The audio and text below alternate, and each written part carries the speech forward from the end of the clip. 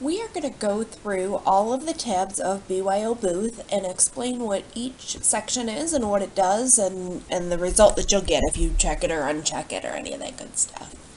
So the first field we have under the General tab is your event hashtag. And this is going to be the hashtag that you want to monitor on Instagram and or Twitter. So this should be specific to your event to prevent unwanted photos from being downloaded. If you go with hashtag wedding, you'll see that there's about 1 million photos out there. So you want it to be something specific. Same thing with event hashtag number 2. That's going to be another hashtag that you can monitor on both Instagram and Twitter. So you can use 2 hashtags simultaneously. This little check mark here is going to see if the hashtag is available. So it'll look out there and tell you how many photos are existing. We can't use that until we log in, which we'll get to just in a minute here. The photo save folder is going to be where BYO Booth is going to save your downloaded images. So the default is going to be C:BYO Booth. A new subfolder is going to be created within this folder for each hashtag that you use. So if you had the first hashtag is wedding and the second one is my wedding, since we're doing it simultaneously, they're all going to be saved in that wedding subfolder.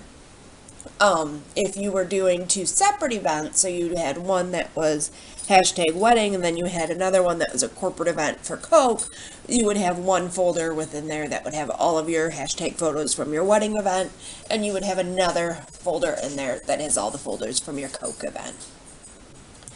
You can enable or disable Instagram just by checking the box. And you have 2 options with Instagram. You can download photos or video or both. So Instagram traditionally was all square photos. Now you can do landscape, you can do portrait. What BYO Booth is going to do is it's going to put it's going to create that square photo again. So it's going to have a background color and it's still going to be square as it appears. You're also going to want to log into Instagram if you're going to use that. So you would just click the login button, and then it's going to pop up and delete your browsing history, so that way you can log in. You would go ahead and use your username and your password for Instagram. Okay, so we went ahead and entered our username and password for Instagram, and as you can see, we are now logged in. It's going to display our username. It's going to be the same thing with Twitter, so you can go ahead and enable it or not just by checking the box. And then with Twitter, you have the options of downloading the text, so the tweets, and photos, or both, or none, no matter what you'd like. So you're just going to do the same. You're going to log into Twitter, and that's going to bring up the login page. You're going to enter your username and password. I'm going to disable that for right now. We also have built in for you a Twilio SMS. So if you have a Twilio account, you can have people text you photos instead of having them sent through Instagram or Twitter. So for the folks that may not have access to Instagram or Twitter or may not be users, you can get photos from them as well. In order to log into that account, you would have a login button. And once you click on it, it's going to ask you for your phone number and your token information. Once that's enabled, they can just text to your Twilio phone number and will appear in here. If you are running multiple BYO Booth sessions, say at different events, you would want to have different Twilio numbers associated with those. So that way your photos from John and Joe's wedding is not going to get mixed in with your Coke event.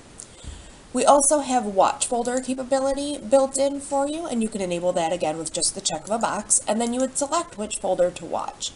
What this is good for is a lot of times you can do a folder that will have, say, an SD card from a camera, or maybe a Wi-Fi card, or MiFi card, I'm sorry. You can take photos separately, pull them into the folder on your desktop or anywhere on your computer, and then it'll pull into your template and into the slideshow and people can print them. So that's what the watch folder there is for. Auto start, if you check that, what it's going to do is when you click on the program to open it, it's just going to skip the settings screen and go right into the program.